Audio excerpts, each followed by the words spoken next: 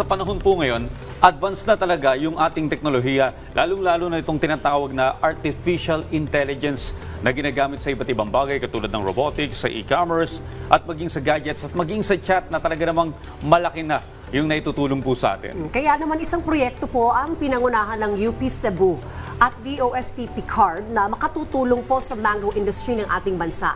Gamit po itong AI o Artificial Intelligence. Malalaman na natin kung ano itong proyektong ito, pero bago yan, panoorin muna natin ito. Ang Pilipinas ay kilala sa pagkakaroon ng one of the best variety of mangga sa buong mundo. At yan ang Philippine Carabao Mango. Sa katunayan, isa sa pinakamahalagang fruit crop sa ating bansa ay ang mangga. Kaya, hindi naman nakapagtataka na ito ang pambansang prutas ng Pilipinas. Sa laki ng industriya ng mangga sa ating bansa, kilala na rin ang Pilipinas bilang one of the top producers of mango sa buong mundo. Dahil dito ay kaliwat kanan rin ng suporta, mga proyekto at inisyatibong isinasagawa ng ating pamahalaan upang mas palaguin pa ang industriya nito. Kaya naman ngayong umaga, ating tatalakayin ang isa sa bagong proyekto na tiyak na malaki ang matutulong sa mga magsasaka at producers ng mangga. At kaugnay po niyan, makakasama natin ngayon si Dr. Jonnifer Sinogaya, isa pong profesor sa UP Cebu. Maayong buntag, sir. Welcome po dito sa Rise and Shine Pilipinas. Si Diane Kirar po ito with Audrey. Good morning, Prof. Yes po, maayong buntag. Good morning po, Rise and Shine Pilipinas. Okay, Prof, ano nga po ba itong proyektong Mango Automated Neural Net Assigner. Yes po. Okay po.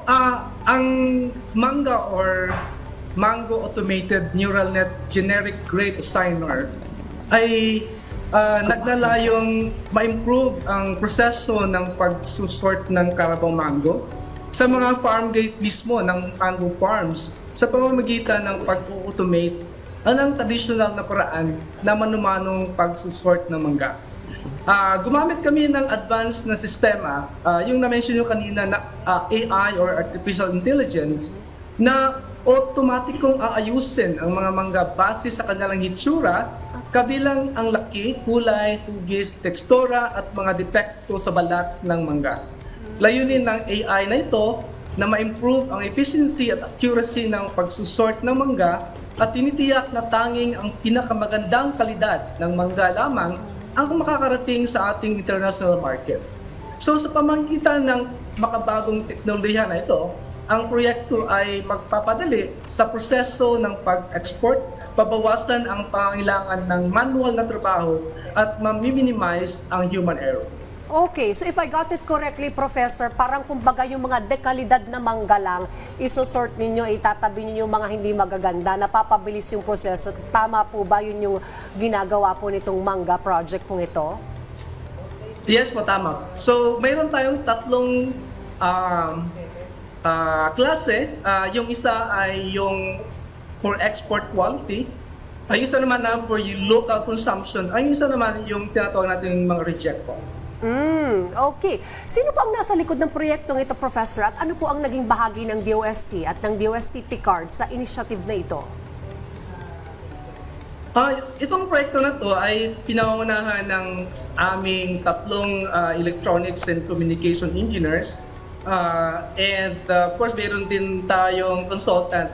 At the same time, meron tayong partner institution, the Technological Institute of the Philippines, na kung siyang yung assistant project leader namin po ay galing po dito, si Dr. Dandrev Iwanigo po. Okay, Professor. And yes po. Go ahead, Prof. So, yes po, ang DOST po, DOST Picard ay may mahalagang papel sa inisyatibong ito sa pamamagitan ng pagbibigay ng kinakailangang pondo at technical suporta. Ang kanilang partisipasyon ay nagiging susi upang may sakatuparan ang proyektong ito mula sa konsepto hanggang sa realidad. na naglalayong mapabuti ang kalidad at kahusayan ng pagsasayos ng mangga or mangga sorting na makikinabang sa mga mango farmers sa mango industry. Well, Professor, ang Pilipinas na nga po ay well-known sa pagpuproduce ng isa sa mga pinakamatamis na mangga sa buong mundo. In fact, noong 1995, sa Guinness Book of World Records, nakakuha tayo ng record na pinakamatamis na mangga. At saka talagang pang-export yung kalidad ng ating mangga. Pero ano pong kaugnayan nito? Bakit po mahalaga ang development nito para sa industriya ng mangga? Maliban po sa pag-automate ng mango sorting na manual na ginagawa ngayon, ang mangga project po ay tinutugunan ang hindi patas na pagpresyo ng mangga sa ating mga mango farmers. So layunin ng proyektong ito na wakasan itong hindi makatarungang pagpipresyo, at nakakasama ito sa mga mango farmers. Sila po ay nawawalan ng 20 to 30% ng kanilang potensyal na income. At gusto din naming ma-eliminate ang mga middleman na bumibili ng mababang presyo sa mga mango farmers natin. So, ang mababang kita ay talagang nakakapigil sa maliliit na magsasaka na mag-invest sa magandang or sa magagandang kasanayan sa pagsasaka.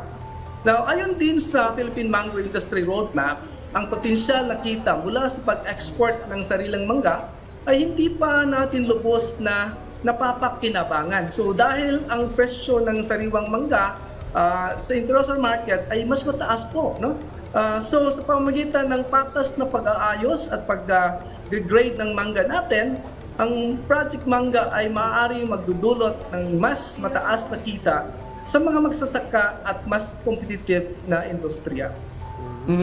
Well, sinabi nyo kanina gumagamit po ng AI, ano pong kinalaman nito dito sa pamamaraan ng inyong pagpili ng kalidad ng mga mangga?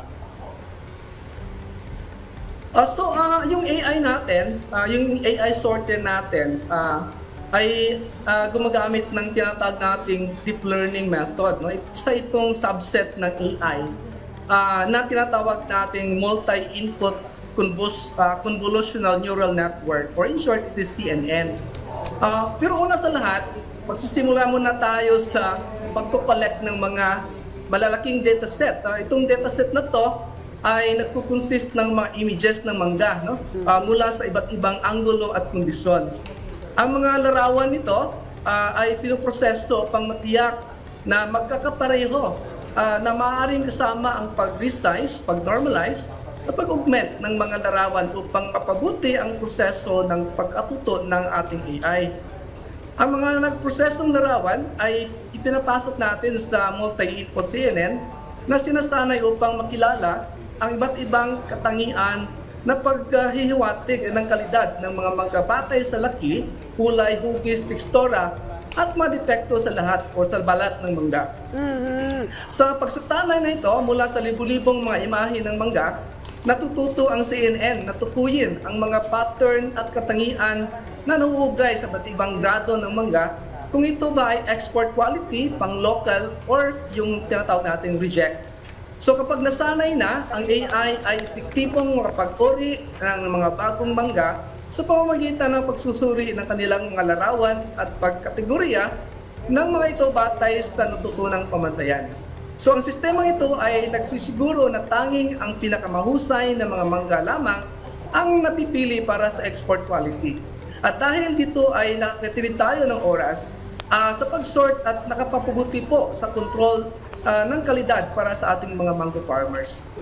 So nandun talaga yung quality control na nasisiguro na lahat ng na-export natin ay kumbaga the best of the best mangoes na meron tayo. So ang galing, Yes po. nalalaman nung equipment or nung technology kung masarap talaga yung mangga, Professor.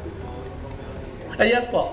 Ang galing, yung mga countries like Japan po ay napaka-strict yung standard nila. So with this technology, siguro tayo makakapasok tayo sa market ng Japan. Okay, sinabi nyo kanina, Professor, na maiiwasan nito yung human error at mapapabilis yung produksyon. Hindi po kaya maapektuhan naman yung ating mga mango farmers at mawala na ng hanap buhay? Sa tingin namin hindi po, kasi may maraming mga ibang trabaho pa po na pwede nilang gawin doon sa mga mango farms. So, sa tingin namin hindi ito nakaka-affect doon sa kanilang trabaho. I wonder, Professor, if pwede rin po itong gawin sa ibang mga klaseng prutas. Yes po, okay. This can be done also with other fruits. So hindi lang ito mangga, but at this time, ginawa natin ito sa mangga muna. Ayun. Okay, well, sa mga nasa agriculture industry, no, yung mga nagbebenta o nagpo-produce ng mga prutas, sa mga interesado po sa technology na ito, saan po sila maaaring lumapit para sa karagdagang kaalaman? So yung mga interesado po, pwede kayong mag-inquire doon sa office namin. Okay, so you can visit the University of the Philippines, Cebu, doon sa office namin, Center for Environmental Informatics, located po sa Technology Innovation Center building. No? We can be reached sa Facebook page namin, UP Cebu Center for Environmental Informatics or CENVI. And you can also find information through our lead researcher, Engineer Ladlinon Banuwag. At sa email niya po ay lcbanuwag@up.edu.ph. Parang masarap magbangga mamaya, Kaya no? nga eh. Pananghalian, Well, panghumagas tsaka dessert. Through this project, sana matikman pa ng mga ibang lahi yung sarap ng mangga ng Pilipinas.